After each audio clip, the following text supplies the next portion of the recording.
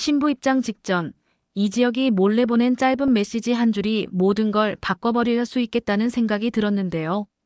그 한 줄은 누구에게도 들키면 안 되는 문장이었습니다. 오늘 멈출 수도 있어. 이지혁은 스스로도 믿기지 않는 손끝으로 그 말을 남겼는데요. 누구에게 보냈는지, 왜 보냈는지조차 명확히 설명하지 못했지만 마음 한쪽에서 지은호의 이름이 끊임없이 떠올랐습니다. 이지혁은 결혼을 선택했는데요. 그 선택이 사랑 때문이 아니라 지은호의 흔들리지 않던 마음을 마지막으로 시험해 보고 싶어서였다고 스스로 고백하고 싶지는 않았습니다. 고백하는 순간 모든 게 너무 비열해질 것 같았기 때문이었습니다. 하지만 박성재는 이미 눈치채고 있었습니다. 박성재는 끝까지 결혼을 반대했는데요. 이유는 단순했지만 동시에 복잡했습니다. 박성재는 오래전부터 지은호를 마음에 품고 있었고 그 마음이 늘 조용히 뜨거웠는데요. 문제는 그 뜨거움이 언제나 이지혁의 그림자에 가려져 있었다는 점이었습니다. 박성재는 알았습니다. 이 결혼이 사랑의 결말이 아니라 누군가의 마음을 흔들기 위한 도구가 되어버렸다는 걸요. 이야기는 상견례 이후부터 빠르게 흘러갔습니다. 하늘건설 대표의 딸 정보아와의 만남이 무섭게 속도를 내고 있었는데요. 상견례 자리를 통보받은 가족들이 놀랐던 건 단지 속도 때문만이 아니었습니다. 결혼이라는 말이 나온 순간부터 모든 사람의 표정이 조금씩 달라졌습니다. 이상철은 33년을 한 회사에 몸담았던 사람답게 원칙을 떠올렸고 김다정은 자식을 향한 마음으로 가능성을 떠올렸는데요. 조옥래는 손자의 얼굴이 너무 차갑게 굳어있는 게 못내 마음에 걸렸다고 했습니다. 김장수는 말수가 더 줄었는데요. 긴 세월 사람의 눈빛만으로도 속내를 읽는 법을 배웠다면서 저 아이 눈동자에 기쁜 기색이 없더라고요라고 낮게 말했었습니다. 지은호는 카페 폐점 후 의자에 기대 앉아 한동안 말을 잃었는데요. 결혼이래요. 선배가 그렇게 갑자기요라고 중얼거렸습니다. 지은호는 단단한 책임감으로 살아온 사람이었고 상처를 쉽게 드러내지 않는 성격이었는데요. 이번만큼은 마음이 말을 듣지 않았습니다. 창문에 비친 자신의 표정이 낯설었는데요. 나 지금 왜 이러지라고 스스로에게 묻고 또 물었습니다. 정순이는 딸의 등을 천천히 쓸어주며 은호야, 너는 너대로 서 있어도 된다라고 말했는데요. 위로는 단순했고 그래서 오래 남았습니다. 결혼 준비는 숨 돌릴 틈 없이 진행됐습니다. 청첩장 문구를 고르고 예복 사이즈를 맞추고 식장 음악 리스트를 정하는 동안에도 가장 큰 문제는 한 번도 해결되지 않았는데요. 바로 마음의 방향이었습니다. 이지혁은 스스로를 설득했지만 설득은 늘 얇게 갈라졌습니다. 잠깐의 침묵만 생겨도 금이 더 길어졌는데요. 예복을 입은 자신의 모습이 거울에 비칠 때마다 지은호라는 이름이 유령처럼 뒤에 서 있는 것 같았다고 했습니다. 박성재는 끊임없이 반대 의견을 냈습니다. 지혁아, 내가 가는 길이 아니더라고요. 내가 사랑해서 가는 길이면 내가 아무 말 안 하겠는데요. 그게 아니니까 말리는 겁니다. 말투는 차분했지만 눈은 단단했는데요. 내가 지금 하려는 건 누군가의 마음을 흔드는 일이고 그러다 보면 내가 제일 먼저 무너지더라고요. 이지혁은 짧게 대답했습니다. 이미 결정했어요.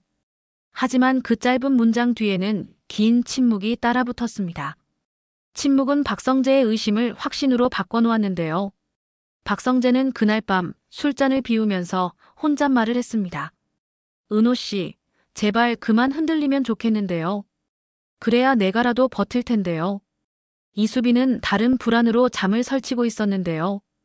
이수빈은 예쁜 외모와 밝은 성격으로 사람들을 금방 편하게 만드는 능력이 있었지만 손해보는 일을 싫어하는 계산도 빨랐습니다. 그런데 계산이 빠른 사람일수록 마음의 비상금은 없을 때가 있었는데요. 이수빈은 오빠의 결혼 상대가 예전 학교에서 자신을 괴롭힌 무리의 중심이었다는 기억을 쉽사리 지울 수 없었습니다. 오빠, 나 그 사람 알고 있었는데요. 그때는 말 못했어요. 내가 유치해 보일까 봐요. 그런데 지금은 말해야 할 것 같더라고요. 이지혁은 잠시 눈을 감았습니다. 수빈아, 내가 힘들었겠네요. 근데 지금은 다른 길을 봐야 해요. 입술은 그렇게 말했지만 가슴은 종소리처럼 울렸습니다. 과거를 무시한 결정은 항상 현재를 뒤흔들었는데요. 그 진실을 모르는 척 지나가기가 점점 더 어려워졌습니다. 김다정은 마음을 가누며 준비를 도왔습니다. 혁아, 내가 결정했으면 엄마는 도울게. 다만 내가 단 한 번이라도 아니다 싶으면 그때는 멈추자. 김다정의 말은 부드러웠는데요. 멈추자라는 단어만큼은 단단했습니다. 이상철은 끝까지 고개를 저었는데요. 난 반대다. 내 반대가 너의 선택을 막지는 못하겠지만 아버지로서 마지막까지 말할 수는 있더라고요. 원칙은 원칙대로 서 있었고 사랑은 사랑대로 흔들렸습니다. 한편 박진석과 고성희는 다른 계산을 하고 있었습니다. 박진석은 2대째 기업을 키워온 사람이었고 호탕함 뒤에 단호함이 있었습니다. 이번 혼사 괜찮아 보이더라고요. 하늘건설과의 연결고리를 하나 더 만드는 셈이니까요. 고성희는 미소를 깊게 그리며 대답했는데요. 대표님, 상승의 순간에는 주저하면 안 되더라고요. 신분이든 자본이든 타이밍이든 결국은 단숨에 올라타는 사람이 있더라고요. 고성희는 어려서부터 가난을 이겨내려고 악착같이 살았고 그 악착은 때로 사람의 표정을 날카롭게 만들었습니다. 고성희의 딸 박영란은 조용히 엄마의 말을 들었는데요. 우아한 분위기에 화가였던 박영란은 세상과 거리를 두는 법을 익혔습니다. 다만 마음 깊은 곳에서는 누군가를 믿고 기대고 싶다는 소망이 자라나고 있었는데요. 그 소망은 뜻밖에도 이지환을 향해 움직이기 시작했습니다. 이지환은 체육학과를 졸업하고 넓은 어깨를 가진 청년이었는데요. 3년 사귄 여자친구에게 크게 배신을 당한 뒤로 삶의 의욕이 바닥까지 내려갔었습니다. 지금은 박영나의 운전기사 겸 보디가드 일을 하며 하루하루를 버티고 있었는데요. 영나 씨, 오늘 전시 도록은 제가 챙겨두었는데요. 혹시 추가로 필요한 게 있나요? 라는 그의 말투는 여전히 공손했습니다. 박영나는 고개를 끄덕이며 고마워요, 이지환 씨. 오늘은 그냥 옆에 있어주면 되겠더라고요 라고 조용히 답했습니다. 그 짧은 말이 이지환의 마음을 조금 움직였는데요. 위로는 종종 말보다 존재에서 건너왔습니다. 지강호는 또 다른 결을 따라가고 있었습니다. 욕심은 많았지만 부지런하지는 않았고 노력 대신 핑계를 고르는 데에 익숙해져 있었는데요. 무엇보다 지은호와 비교당해 자라난 자격지심이 크고 깊었습니다. 누나는 늘 잘했더라고요. 사람들도 다 누나 편이더라고요. 난 뭐가 있죠? 지강호는 화가 났고 그 화는 방향을 잃기 쉬웠습니다. 방향을 잃은 분노는 대개 사람을 남보다 먼저 무너뜨리곤 했는데요. 그 무너짐을 알아차리고 돌아서는 일은 생각보다 어렵습니다. 결혼식 당일 하객들이 하나둘 자리에 앉았고 식장이라고 부르는 공간이 마치 시험장처럼 조용해졌는데요. 박성재는 그 조용함 속에서 유일하게 흔들리지 않는 사람이었습니다. 나는 반대였고 지금도 반대인데요. 내 반대가 이 결혼을 막지는 못하겠지만 최소한 진실을 말할 수는 있더라고요. 박성재는 마음속으로 말을 정리했습니다. 진실이란 말은 무거워서 꺼내는 사람도 다치고 듣는 사람도 다치곤 했는데요. 그럼에도 불구하고 그는 준비되어 있었습니다. 지은호는 맨 앞줄에서 담담한 표정을 유지하고 있었지만 담담함이 늘 강함을 뜻하지는 않았습니다. 선배가 행복해 보였으면 좋겠는데요. 근데 선배가 자꾸 어딘가를 보는 것 같아서요. 내 쪽을 보는 건 아니겠죠? 스스로에게 물어보고 또 물어봤습니다. 사랑은 질문을 길게 만드는데요. 답은 늘 짧고 모자랐습니다. 주례사의 목소리가 잔잔히 이어지는 동안 이상철의 시선이 아들의 손등에 멈춰 있었는데요. 멈춘 시선은 오래된 아버지의 슬픔을 닮았습니다. 김다정은 손수건을 3번 접었다가 다시 펼쳤습니다. 조옥래는 김장수에게 작은 소리로 말했는데요. 저 아이 눈빛이 저렇게 흔들리는 건 처음 보더라고요. 김장수는 고개를 끄덕였습니다.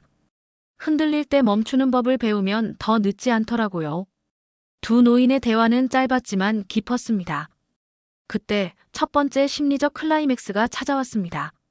사회자가 신랑에게 마지막 확인을 묻는 순간 박성재가 자리에서 천천히 일어났는데요.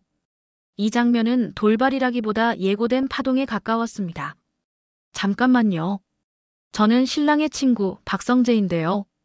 오늘 이 자리에서 한 가지만 확인하고 싶더라고요. 지여가 내가 지금 선택하려는 건 사랑이 맞나요? 아니면 누군가의 마음을 흔들기 위해 빌려오는 의식인가요? 정적이 흘렀습니다. 정적은 길었고 길수록 누구의 표정도 버티기 어려웠는데요. 정보아의 눈빛이 한순간 흔들렸습니다. 정보아는 차분하고 절제된 사람이었지만 흔들림이 없는 사람은 없었습니다. 성재 씨, 오늘은 축하해주는 날이었는데요. 정보아가 낮게 말했습니다. 그러나 박성재는 물러서지 않았습니다. 그렇죠. 그래서 더 물어보는 겁니다. 축하가 진짜가 되려면 진심이 있어야 하니까요. 두 번째 클라이맥스는 예기치 않은 곳에서 발화했는데요. 이수빈이 자리에서 일어나 입술을 깨물었습니다. 오빠, 나도 말해야 할 것 같아서요. 나 예전에 학교에서 힘든 일이 있었는데요. 그때 나를 괴롭히던 아이들 사이에 정보아 씨가 있었다고 기억하고 있더라고요. 소리는 크지 않았지만 말의 무게는 의외로 컸습니다. 사람은 자신의 과거를 완벽히 정리하지 못하는 법이었는데요. 특히 남의 상처 위에 세웠던 이미지일수록 더 쉽게 깨지곤 했습니다. 정보아는 깊게 숨을 들이마셨습니다. 수빈 씨, 미안해요. 그땐 어렸고 미성숙했더라고요. 변명해도 소용없다는 거 알아요. 다만 지금의 저는 그때와 다르다고 그 말만큼은 하고 싶더라고요. 사과는 늦었지만 거짓은 아니었습니다. 그러나 사과가 늘 상처를 곧장 치유하지는 못했습니다. 이지혁의 눈빛이 흔들렸고 이상철의 손등이 더 단단해졌습니다. 김다정은 조용히 눈을 감았는데요. 마음속 되뇌임이 들렸습니다. 멈추자고 하면 멈출 수 있을까?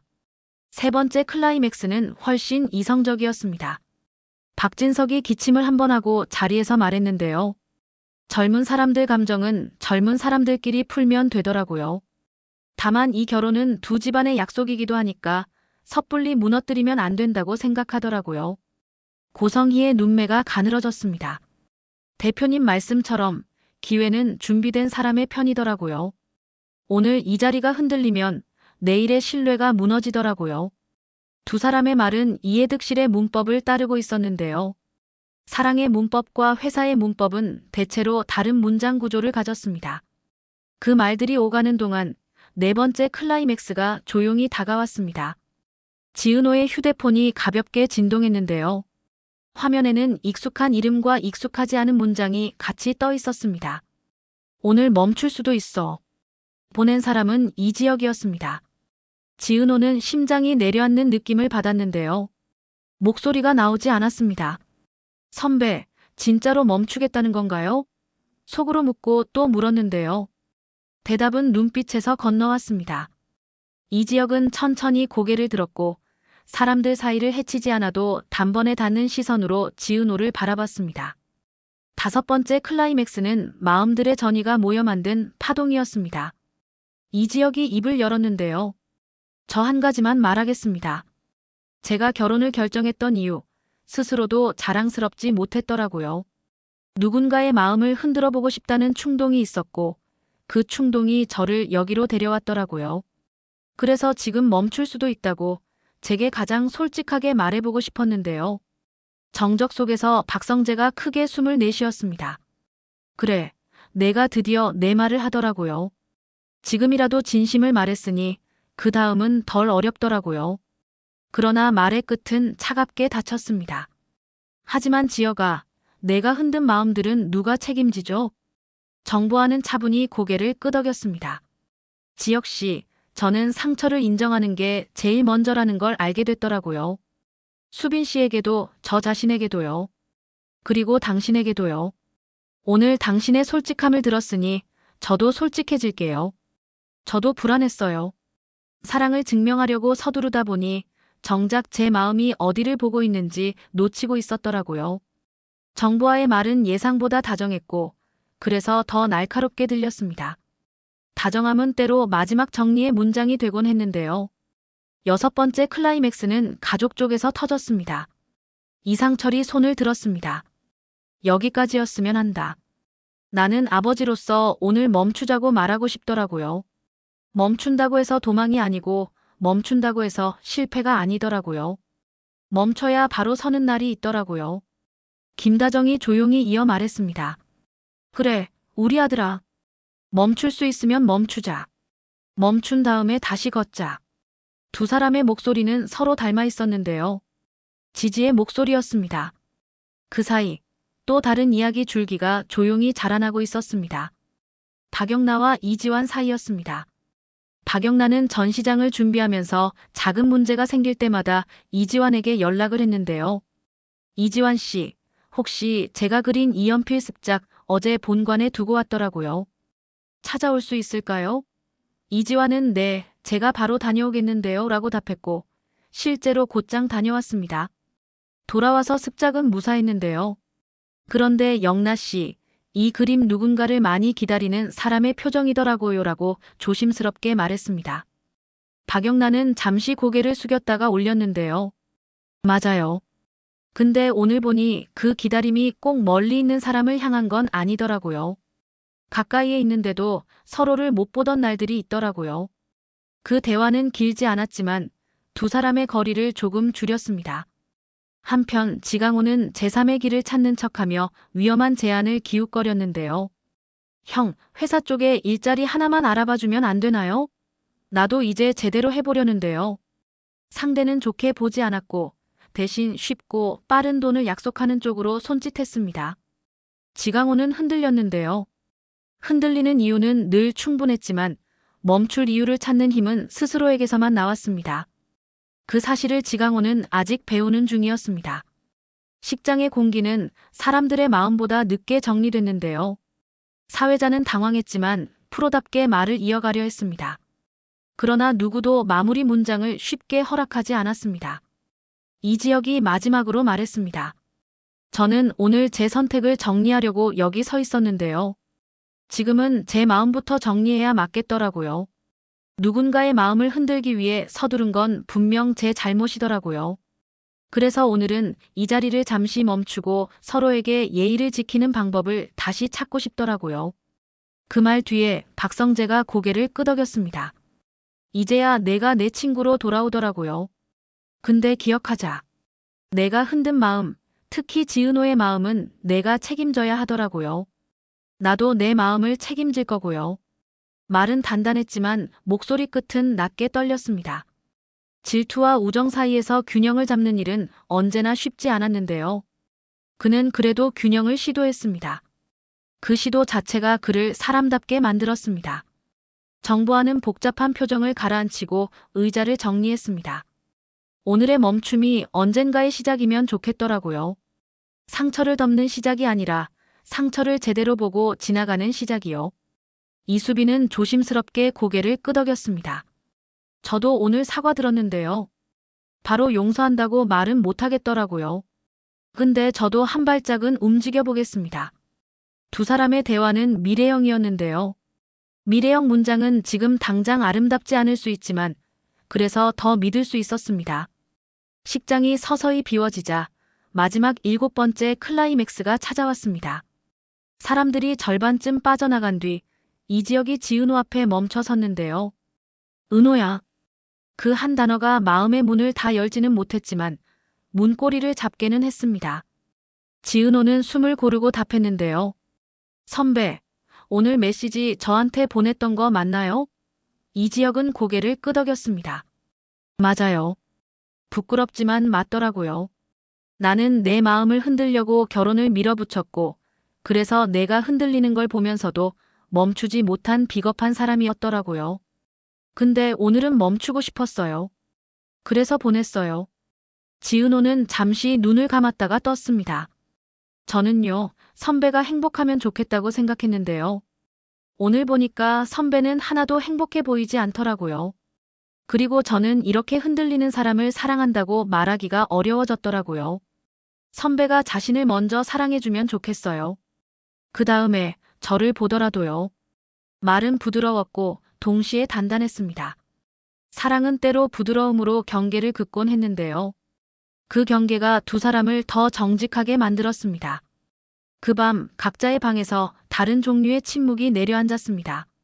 이상철은 서랍에서 오래된 노트를 꺼내 첫 장에 간단히 적었는데요. 멈춤. 잘했다. 김다정은 부엌에서 물을 데우며 다시라는 단어를 마음속으로 떠올렸습니다. 조옥래와 김장수는 짧은 통화를 했는데요. 어르신, 오늘은 그래도 아이들이 말을 하더라고요. 그럼 됐지. 말하기 시작하면 언젠간 제대로 듣더라고요. 박진석은 다음 행보를 계산하며 웃음을 거두지 않았습니다. 멈춘다고 끝나진 않더라고요. 어떻게든 다시 움직이더라고요. 고성이는 거울을 보며 립스틱 색을 바꿨습니다. 움직일 때 내 쪽으로 오게 하면 되더라고요. 그 말은 가벼웠지만 사람의 삶을 무겁게 만들 소지가 충분했는데요. 두 사람은 다음 연회를 준비하기 시작했습니다. 박영란은 늦은 밤 작은 캠퍼스에 선 하나를 길게 그었습니다. 선은 곱게 나갔지만 끝에서 살짝 떨렸는데요. 이 떨림이 살아있다는 증거더라고요. 그녀는 중얼거렸습니다. 그 순간 초인종이 울렸고 문 앞에는 이지환이 서 있었습니다. 영나 씨가 부탁하신 자료 정리해 왔는데요. 늦어서 죄송합니다. 박영란은 고개를 저었습니다. 늦지 않았어요. 지금이 딱 좋더라고요. 두 사람 사이에 조용한 온기가 생겼습니다. 온기는 설명보다 설득력이 강한 법이었는데요. 지강호는 혼자 걸었습니다. 휴대폰 화면에는 미답의 메시지들이 쌓여 있었는데요. 빠르게 돈을 벌 수 있다는 제안들이었습니다. 이거 한 번만 하면 나도 바뀔 수 있겠죠? 라고 스스로를 꿰어보았지만 발걸음은 쉽사리 옮겨지지 않았습니다. 그때 지은호의 메시지가 도착했습니다. 강호야, 내일 오전에 카페지기로 들어와 잠깐 도와줄 수 있니? 손이 부족하더라고요. 지강호는 멈춰서서 길게 숨을 들이켰습니다. 그래, 내일부터라도 진짜로 해보면 되더라고요. 그가 내일을 선택하는 순간 그의 오늘이 조금 가벼워졌습니다. 다음 날 도시의 아침이 올 때 사람들의 각기 다른 결심이 동시에 깨어났는데요. 이지혁은 하늘건설 쪽에 정중한 연락을 넣었습니다. 오늘의 멈춤에 대해 직접 찾아뵙고 말씀드리겠습니다. 책임은 문장보다 행동에서 증명되는 법이었는데요. 정보아는 먼저 연락을 받아주었습니다. 좋아요. 저도 제 몫의 말이 있더라고요. 두 사람은 서로를 바라보며 끝이 아닌 정리를 택하려고 했습니다. 박성재는 헬스장 러닝머신 위에서 속도를 올렸습니다. 땀방울이 떨어질 때마다 마음속 문장이 정리됐는데요. 나는 끝까지 반대했더라고요. 그리고 앞으로도 잘못된 길이면 반대하겠더라고요. 다만 친구를 잃지 않기 위해 나도 나를 잃지 않는 법부터 배우겠다고요. 그 문장은 자존의 다른 이름이었습니다. 지은호는 카페 문을 열고 하루를 시작했습니다. 새로 내려진 커피 향이 퍼졌는데요. 오늘은 기다리지 않고 오늘을 먼저 살겠다고요. 지은호는 속으로 그렇게 말했습니다. 누군가를 향해만 있던 시선이 자신을 향해 돌아오는 순간 풍경은 조금씩 제자리를 찾았습니다. 오전 11시 마지막 문장이 하나 더 태어났습니다. 이지혁이 지은호에게 보낸 메시지였는데요. 오늘 저녁 내가 시간 괜찮으면 카페 닫고 잠깐만 이야기하자. 이번에는 내 얘기를 제대로 하겠다고요. 이 문장은 덫이 아니라 초대였습니다. 흔들게 하려는 마음이 아니라 버티게 하려는 마음이 담겨 있었는데요. 이 예상 전개는 아직 모든 비밀을 열지. 오늘 준비한 화려한 날들 예상 시나리오 이야기는 여기까지입니다. 구독과 좋아요는 영상을 만드는데 너무나 큰 힘이 됩니다. 끝까지 시청해 주셔서 감사합니다.